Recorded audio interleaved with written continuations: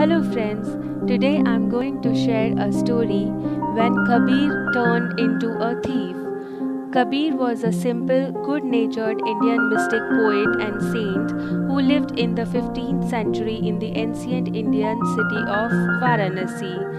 A weaver by profession, weaving rugs was not only hard work but time consuming too. In spite of this, Kabir would often give them away to the needy for free. As a result of his habit, there was perennial shortage of food in his household. To aggravate the situation further, when people come to his house to listen to his hymns in the evening, he would offer them food and serve them too. Consequently, his wife Leo and son Kamal were often forced to sleep on a hungry stomach. They would express their disapproval for his habit and try reasoning with Kabir, saying, "You know that we never have enough satiate our hunger, then why do you offer food to everyone?" Kabir did understand that his habit was creating problem for his family, but as soon as his devotees gathered to hear him, he would instantly forget everything else.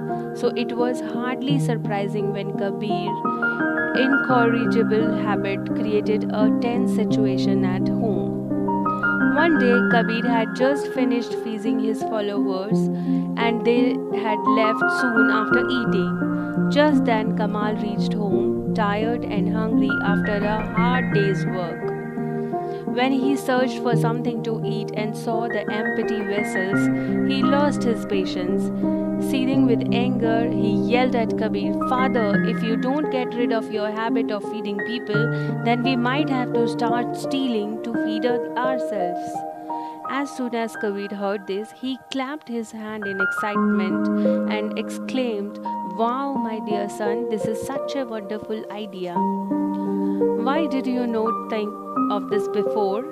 Kamal was speechless. He could not believe his ears, regardless of how determined Kabir sounded. His father, the great Saint Kabir, was not only supporting the idea of stealing but was excited about it too. Kamal thought, "Is he testing me?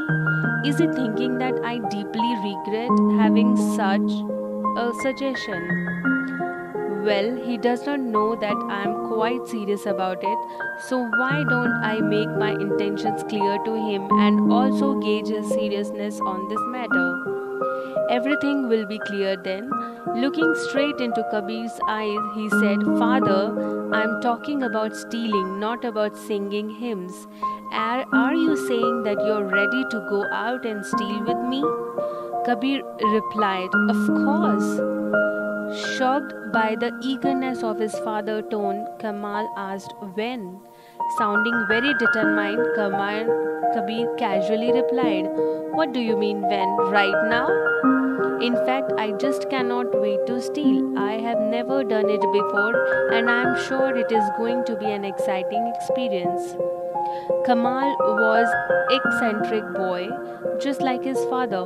Although he still could not believe Kabir, he was in no mood to let him off the hook so easily.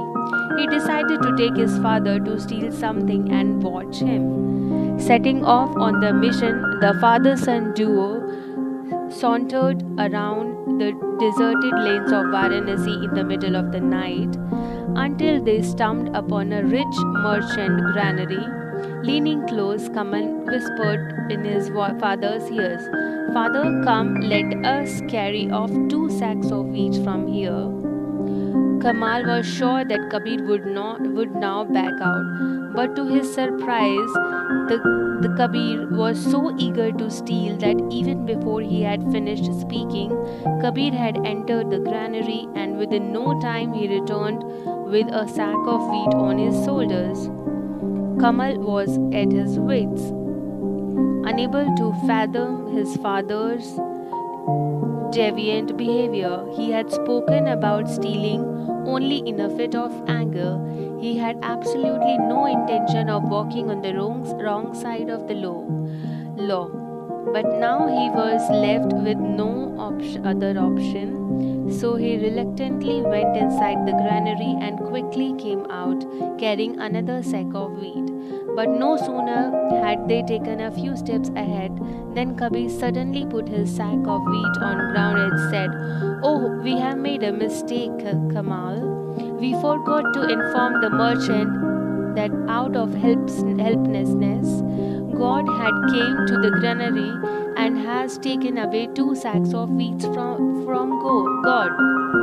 So go back immediately and inform the merchant before he wanders in the morning where his 2 sacks of wheat have gone and punishes some innocent person of it." Moral of the story: how could Kabir, who saw divinity in every person and object, ever feel like stealing? According to him, one form of divinity, the poor man, was running short of another form of divinity, food. The third form of divinity, the merchant, had a surplus of it.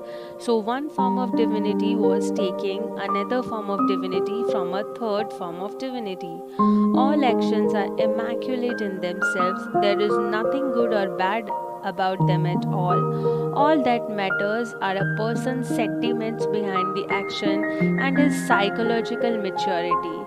Actions of ordinary people, even if they indulge in kind acts, perform charity, engage in religious practices, will still lead to negative outcomes. But when we talk to people like Kabir and Krishna, even their act of stealing is no less than an act of devotion.